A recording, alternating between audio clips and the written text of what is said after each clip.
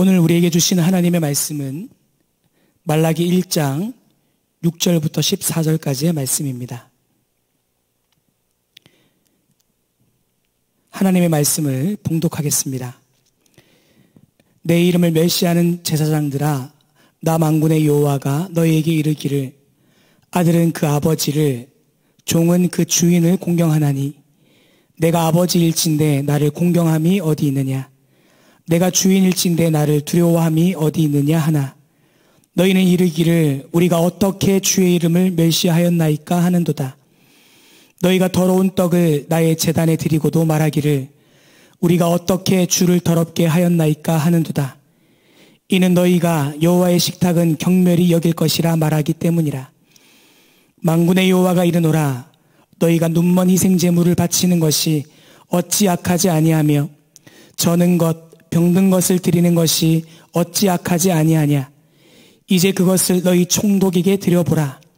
그가 너를 기뻐하겠으며 너를 받아주겠느냐. 만군의 여호와가 이르노라, 너희는 나 하나님께 은혜를 구하면서 우리를 불쌍히 여기소서 하여, 보라 너희가 이같이 행하였으니 내가 너희 중 하나인들 받겠느냐. 만군의 여호와가 이르노라, 너희가 내 제단 위에 헛되이 불사르지 못하게 하기 위하여 너희 중에 성전 문을 닫을 자가 있었으면 좋겠도다. 내가 너희를 기뻐하지 아니하며 너희가 손으로 드리는 것을 받지도 아니하리라. 만군의 여호와가 이르노라, 해 뜨는 곳에서부터 해 지는 곳까지의 이방 민족 중에서 내 이름이 크게 될 것이라. 각 처에서 내 이름을 위하여 분향하며 깨끗한 제물을 드리리니 이는 내 이름이 이방 민족 중에서 크게 될 것임이니라. 그러나 너희는 말하기를 여호와의 식탁은 더러워졌고 그 위에 있는 과일 곧 먹을 것은 경멸히 여길 것이라 하여 내 이름을 더럽히는도다. 만군의 여호와가 이르노라, 너희가 또 말하기를 이 일이 얼마나 번거로운고 하며 코웃음 치고 훔친 물건과 저는 것 병든 것을 가져왔느니라. 너희가 이같이 봉헌물을 가져오니 내가 그것을 너희 손에서 받겠느냐. 이는 여호와의 말이니라. 짐승 떼 가운데에 수컷이 있거늘 그 소원하는 일에 흠 있는 것으로 속여 내게 드리는 자는 저주를 받으리니 나는 큰 임금이요 내 이름은 이방 민족 중에서 두려워하는 것이 됨이니라. 만군의 여호와의 말이니라. 아멘. 여러분, 소비 문화, 소비주의라는 말 혹시 들어보셨습니까? 소비를 하면서 자신의 정체성을 느끼는 문화, 그러한 흐름들을 의미합니다. 명품을 사고, 비싼 핸드폰을 사고, 또 자기의 부의 능력과는 상관없이 비싼 차를 사고, 비싼 집을 사고, 그렇게 하면서 자신의 존재를 느끼고 증명하고 싶어 한다는 것입니다. 소비주의는 자신이 좋아하는 것이 있다면 그것이 어떤 방법이든지 어떤 수단이든지 가리지 않고 그것을 사려고 합니다. 하지만 어느 순간 그것이 질린다 이러면 그것을 가차없이 팔아버립니다. 여기서 우리가 생각해 볼 문제는 이 소비주의가 예배에도 적용이 되고 있다는 것입니다. 내가 좋아하는 예배를 찾아서 예배도 소비를 하게 되는 거죠. 물론 내가 하나님께 더 나아갈 수 있는 예배, 그 예배를 찾는 것은 너무나도 중요합니다. 기도도 많이 해야 되고 또 우리가 애써 고민도 많이 해야 합니다. 그런데 문제는 예배 소비주의입니다. 하나님의 말씀을 듣기보다는, 오늘 나에게 주시는 말씀을 듣기보다는 그저 내 귀를 즐겁게 해주는, 내 마음에 평안과 안정을 주는 설교를 찾아서 돌아다니는 현상, 우리가 이것은 경계해야 합니다. 요즘에는 더군다나 다 온라인으로 예배하다 보니 더욱 주의가 필요합니다. 충격적인 이야기를 얼마 전에 친구에게 들은 적이 있습니다. 온라인 예배로 전환되는 소식을 들었던 어느 한 분이 계셨습니다. 그 이야기를 처음 그분이 들었을 때는 너무 큰 실망이 되었고 청천벽력과도 같은 마음도 들고 속상해서, 그리고 또 어르신이기 때문에 익숙하지 않기 때문에 교회 사무실에 오셔서 막 우시면서 이런저런 이야기를 하소연을 하셨다는 것입니다. 그런데 이 시간들이 좀 지속이 되다 보니 출석하시는 또 교회는 화면도 음질도 좀 힘드셨던 모양입니다. 그래서 그분이 어떻게 하셨냐면 좀 있다가는 그렇게 교회들을 탐방하고 계신다고.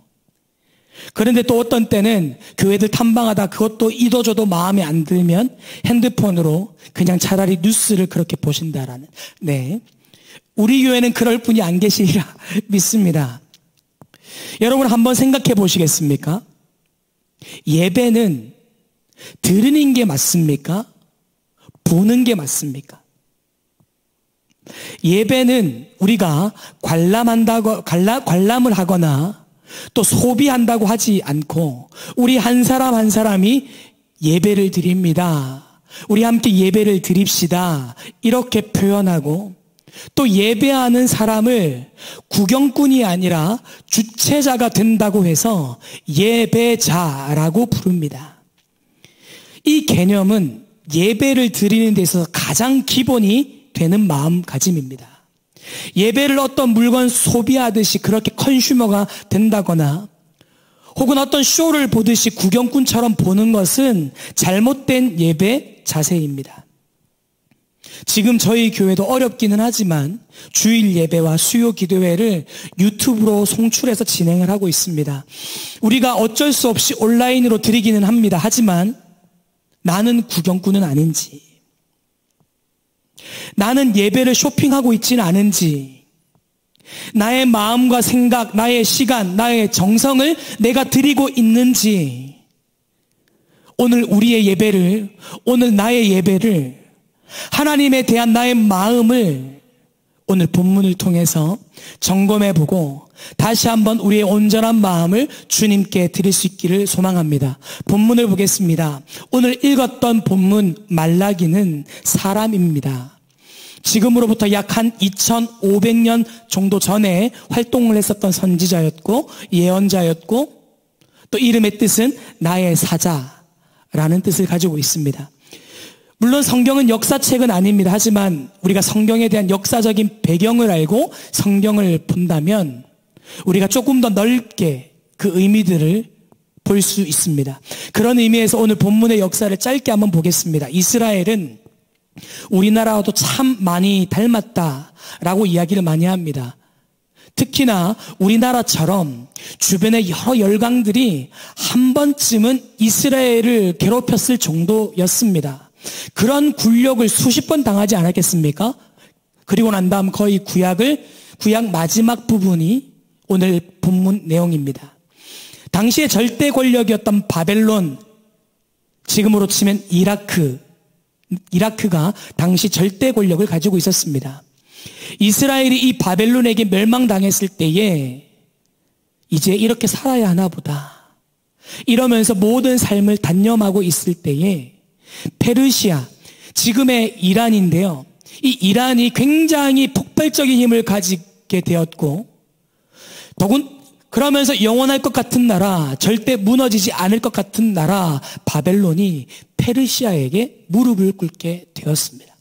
역사적으로 볼 때 오늘 말라기는 이스라엘이 바벨론의 포로로 잡혀 있다가 다시 돌아온 다음의 상황입니다.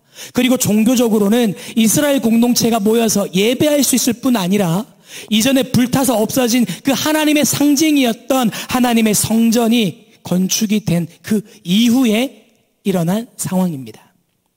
여러분, 이들이 처음에 얼마나 감격이 되었겠습니까? 다른 건 없어도 좋다. 우리가 예배만 할 수 있도록 허락해달라. 이러고 있는 중에 예배뿐만이 아니라 성전도 다시 건축하게 되었습니다. 여러분, 분위기가 얼마나 좋았겠습니까? 사람들 사이에서는 긍정적인 그러한 분위기가 다시 움트기에 충분했습니다. 그래, 그러면 그렇지. 하나님이 어떤 분인데 하나님은 우리를 버리지 않았어. 여러분, 이스라엘은 종교 공동체입니다. 그렇기 때문에 예배가 너무 중요합니다. 예배가 있느냐 예배가 없느냐에 따라서 이스라엘 공동체 존속 여부도 달려 있습니다. 그렇기 때문에 예배가 재개된 것과 더 나아가 성전이 건축된 이 사건은 이런 희망적인 분위기를 주기에 충분했던 것입니다. 그런데 그 다음이 문제였습니다.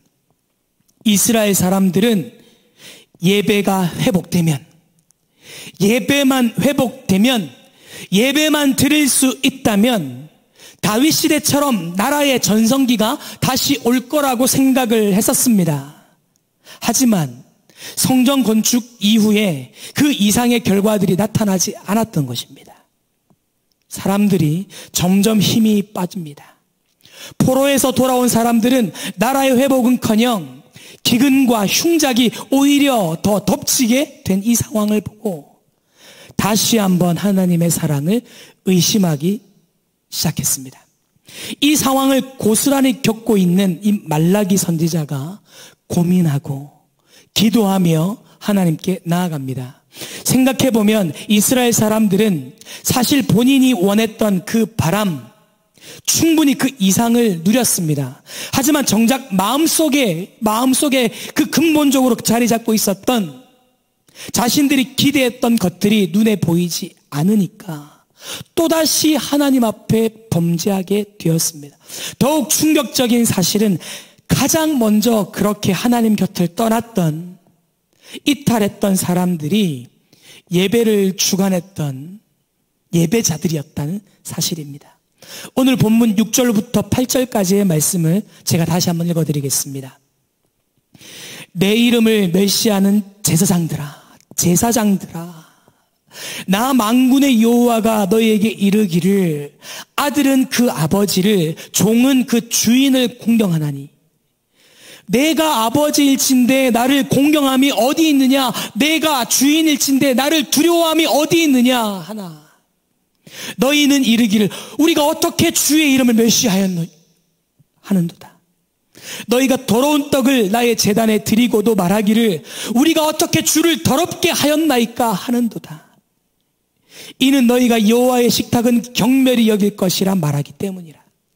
만군의 여호와가 이르노라, 너희가 눈먼 희생 제물을 바치는 것이 어찌 악하지 아니하며 저는 것 병든 것을 드리는 것이 어찌 악하지 아니하냐. 이제 그것을 너희 총독에게 드려보라. 그가 너를 기뻐하겠으며 너를 받아주겠느냐. 사람들이 하나님의 이름을 멸시합니다. 하나님을 두려워하지도 않습니다. 하나님이 도대체 왜 그러냐고 물으실 때에 이스라엘은 오히려 내가 언제 그랬습니까? 라고 대들었습니다. 7절입니다. 이 당시 제사 방식에는 우리가 다 아는 것처럼 새나 동물들 혹은 곡식을 제물로 가지고 왔었습니다. 그런데 다른 신들한테 제사하고 난 다음에 남은 것들 있지 않습니까? 심지어는 그런 걸 가지고 와서 제물이라고 이야기했다는 것입니다. 형식은 있는데 마음이 없습니다. 누가 이렇게 했을까요? 예배를 준비하고 주관했던 사람들. 이 사람들이 눈먼 희생 제물이랄지 병든 것이랄지 이런 것들을 가지고 오면서 이렇게라도 하는 게 어딘데 라는 마음으로 겨우 제사를 지냈다는 것입니다. 그런데 여러분, 이 문제가 이 당시 이스라엘에게만 있었던 문제겠습니까? 우리들에게도 이런 비슷한 문제가 있습니다. 여러분, 많은 사람들이 예배 시간 견디기 혹은 예배 시간 버티기를 합니다. 예배 중에 핸드폰 하면서 그럽니다. 그리고 우리 주변에는 수면파도 있습니다. 또한 억지로 와서 앉아 있으니까, 형식적으로 앉아 있으니까 지루하고 기쁘지 않기 때문에 인상 쓰고 있는 인상파도 있습니다. 또 예배 시간만 되면 딴 생각이 드는 공상파도 있습니다.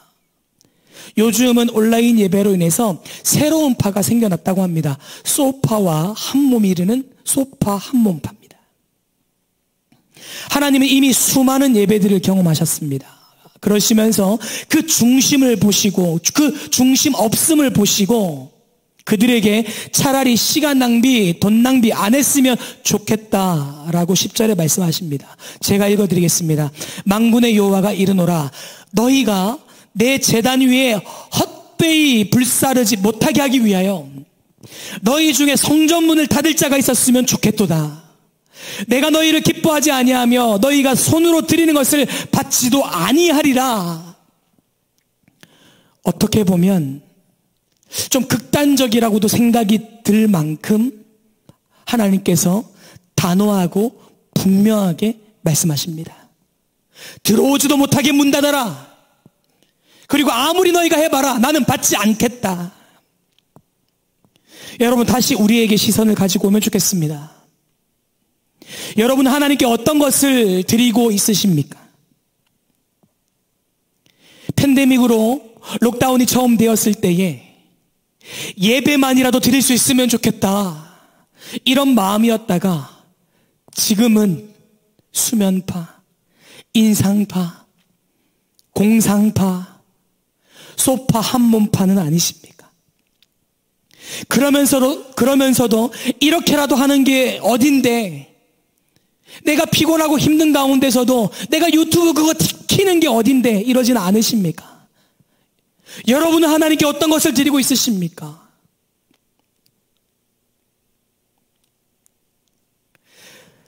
자꾸 무언가를 드린다라는 표현을 제가 계속 써서 우리가 오해할 수도 있는데요, 우리가 기억할 것이 있습니다. 하나님께서는 우리가 무엇을 드리기 훨씬 이전에 그보다 먼저 나를 사랑하셨다는 사실입니다. 아담과 하와가 죄를 지었을 때부터 인류 역사상 죄의 영역은 단 한 번도 작아지거나 축소되어진 적이 없습니다. 하지만 그럼에도 불구하고 하나님은 그때마다 여전히 우리를 거부하지 않으시고 민망히 여기시며 사랑해 주고 계셨습니다. 말라기서 1장 2절 말씀입니다. 여호와께서 이르시되 내가 너희를 사랑하였노라.